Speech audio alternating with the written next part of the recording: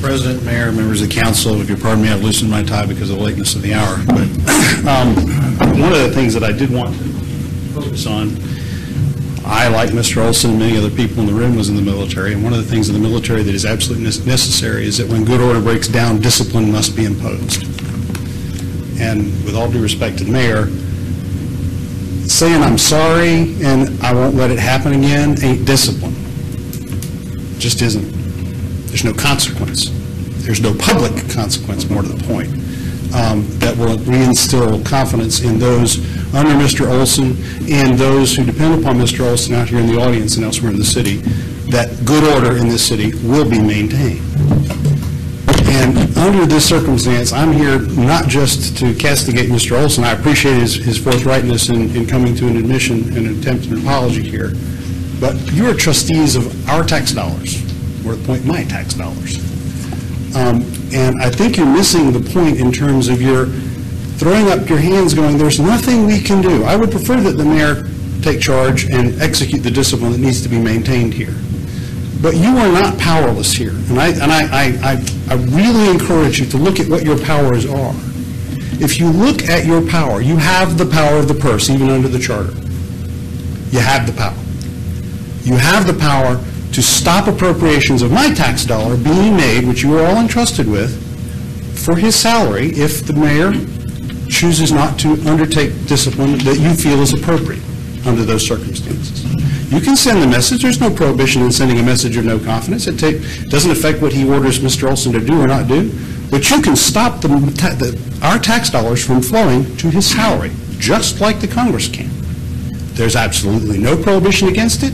They can't spend money unless the council approves it according to appropriation. And the resolution that has to be passed is by you and you alone. He just makes a budget recommendation. You have the power to stop it if you don't like the discipline that is dealt with. I encourage a process, but there's no secret to process. It's just not a magic bullet. There's no complication to it. It's two elements. Notice, an opportunity to be heard. Notice consisting of knowledge of the facts and the accusations being made against you, and an opportunity to be heard to fairly meet that evidence with the evidence of your own, of whatever character it may be, and to confront the witnesses against you. That's not hard. You have the power of inquiry. You have the power of subpoena.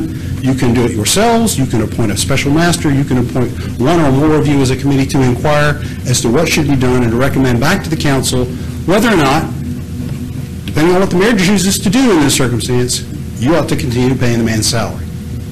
I encourage you to undertake the power you do have and stop throwing up your hands going, we can't help it, the mayor has control. No, he doesn't. Not of my money. You do. Thank you, Mr. Meade. That's it, Mr. Meade. Mr. Meade. Mr. Meade, I'm just trying to, it's like everyone that spoke tonight, and you're an attorney, and I'm going to lean on you a little bit. Sure. It's like you have passed judgment on this person, and he is guilty. He is absolutely. I have not. I speak. Sure.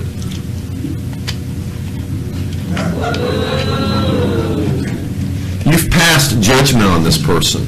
You know the actual facts of what happened. I mean, he called her superior, that we know, to find out why emails were being sent from a Navy account. That we know, correct? I don't know anything, which is why the last part of what we've already judged him, and he's already wrong. I mean, and this is what really concerns me, because we talk about due process, and there hasn't been any done. I mean, he's guilty right now, and I find that troubling. No, I encourage you to undertake the inquiry to determine what happened and what his level of offense may have been. He has apologized, and this time this city moves on from this issue. What? He has apologized for calling her superior. If there was cause for an apology, then there was cause for inquiry. And I encourage you to make the inquiry and exercise your power. I'm still not convinced anything wrong happened. Well, I want us to look at the facts to determine that. Anyhow, thank you very much, Mr. Wilson. Thank you, Councilman.